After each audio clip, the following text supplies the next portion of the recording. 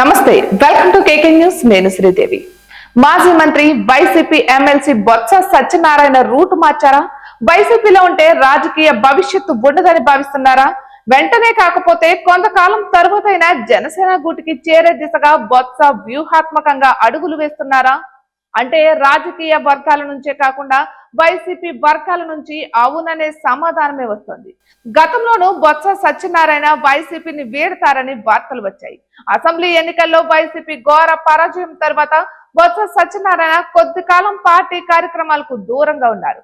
ఈ క్రమంలో అతను జనసేన పార్టీలో చేరతారని ప్రచారం జరిగింది. ఇక ఆ సమయంలో ఎమ్మెల్సీ ఎన్నికలు రావడంతో వైసీపీ అధినేత జగన్మోహన్ రెడ్డి అలర్ట్ అయ్యారు.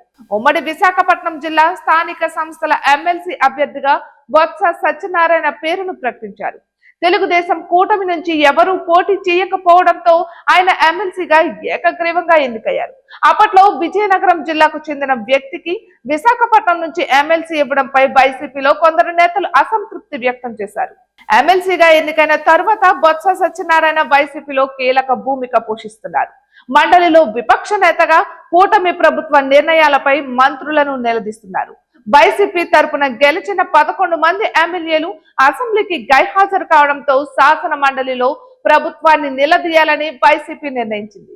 ఇక దీంతో విపక్ష నేతగా మండలిలో వైసీపీ వాయిస్ ను బొత్స బలంగానే వినిపిస్తున్నారు. జగన్మోహన్ రెడ్డి తీసుకుంటున్న పలు నిర్ణయాలను ఆయన తప్పుపడుతున్నారని, ఆయన జగన్ బొత్స సూచనలు పరిగణలోనికి తీసుకోవడం లేదన్న ప్రచారం వైసీపీ వర్గాల్లో జరుగుతోంది. ప్రధానంగా అసెంబ్లీ సమావేశాలకు జగన్ సహా వైసీపీ ఎమ్మెల్యేలు హాజరు కావాలని బొత్స సూచించారని సమాచారం. అసెంబ్లీలో ప్రజా సమస్యలపై ప్రశ్నించాలని, తద్వారా ప్రజల్లోకి మంచి మెసేజ్ వెళ్తుందని, అసెంబ్లీకి వెళ్లకుండా ఉండడం ద్వారా ప్రజా సమస్యలపై వైసీపీ పట్టించుకోలేదన్న భావన కలుగుతుందని జగన్ దృష్టికి బొత్స తీసుకువెళ్లారని, కానీ బొత్స సూచనను జగన్ ఏమాత్రం పట్టించుకోలేదని వైసీపీ వర్గాల్లో గతంలో చర్చ జరిగింది. జగన్ కు ప్రతిపక్ష నేత హోదా ఇవ్వాల్సిందేనని వైసీపీ ఎమ్మెల్యేలంతా బాయ్కాట్ చేస్తే, జగన్ కు కాకపోతే కనీసం పవన్ కైనా ప్రతిపక్ష నేత హోదా ఇవ్వాలని బొత్స అనడం చర్చనీయాంశంగా మారింది. జగన్ మోహన్ రెడ్డి తన పార్టీ నేతలంతా పవన్ ను దూషించాలని కోరుకుంటారు.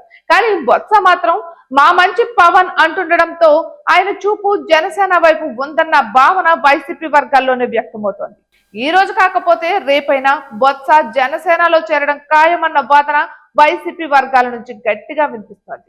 ఇటువంటి మరెన్నో వీడియోస్ కోసం కేకే న్యూస్ తెలుగు ఛానల్ ని సబ్స్క్రైబ్ చేసుకోండి.